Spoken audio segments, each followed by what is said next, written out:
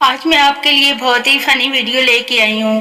آپ سنیں، دیکھیں اور انجوائے کریں. کچھ لوگوں کی چھینک اتنی دہشت ناک ہوتی ہے، ڈر لگتا ہے کہ کہیں گھر کے 2 ٹکڑے نہ کر دے.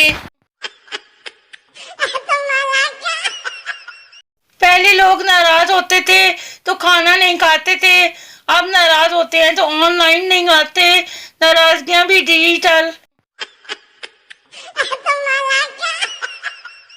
ایک پاگل ہر وقت کہتا تھا گلیل بناؤں گا اور چڑیا ماروں گا. ایک دن اس کو ڈاکٹر کے پاس لے گئے. ڈاکٹر علاج کے بعد بتاؤ آپ کیا کرو گے؟ پاگل شادی کروں گا، کاروبار کروں گا. ڈاکٹر شاباش، پھر پاگل پھر بچے ہوں گے، ان کو بڑے اسکولوں میں داخل کراؤں گا. ڈاکٹر پھر پاگل ان کی سالگرہ مناؤں گا، لوگ گفٹ میں نکر اور شرٹ دیں گے.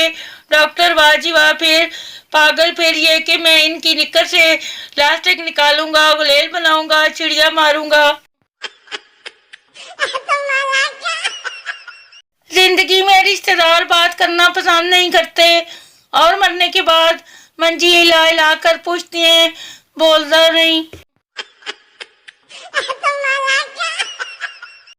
ایک نامعلوم نمبر سے کال آئی، بولی شادی شدہ ہو؟ میں نے کہا نہیں. بولی کہاں رہو، بتاتی ہوں تمہیں.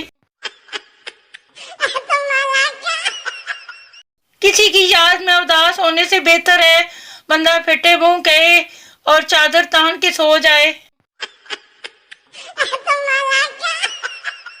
جانتے ہو سب سے زیادہ غصہ کب آتا ہے؟ جب امی آپ کے سامنے کزن کی تعریف کرتی ہیں اور ان کزن کی اصلیت صرف آپ ہی جانتے ہیں.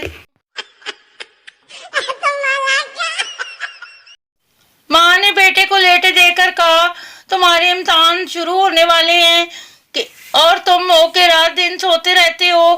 بیٹے نے جواب دیا امی ماسٹر صاحب نے کہا تھا کہ تم اس وقت ہی پاس ہو سکتے ہو جب دن رات ایک کرو.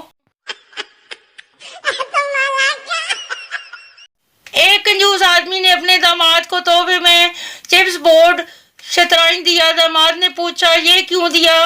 کنجوس آدمی نے جواب دیا میں ہمیشہ سے اپنی بیٹی کی شادی پہ گھوڑے ہاتھی اور نوکر تحفے میں دینا چاہتا تھا اور آج میری یہ خواہش پوری ہو گئی.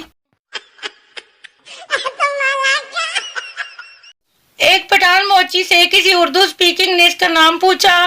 پٹھان نائب صوبیدار گل خان. اردو اسپیکنگ واہ خان صاحب کیا آپ آرمی میں ہیں؟ پٹھان نہیں یارا، ہمارا دادا برٹش آرمی میں نائب صوبیدار تھا. اردو اسپیکنگ تم آرمی میں نہیں ہو تو تم نائب صوبیدار کیسے ہوئے؟ پٹھان جانی بالکل ویسا ہی جیسا ہجرت تمہارا دادا نے کیا لیکن مہاجر تم ہے. بیوی شوہر سے دیکھو جی جب میں کام کر رہی ہوں تب رومانٹک نہ ہوا کرو. کام کرتی ہوئی ماضی بولی بیگم صاحبہ میں بھی صاحب کی اس حرکت سے بڑی تنگ ہوں.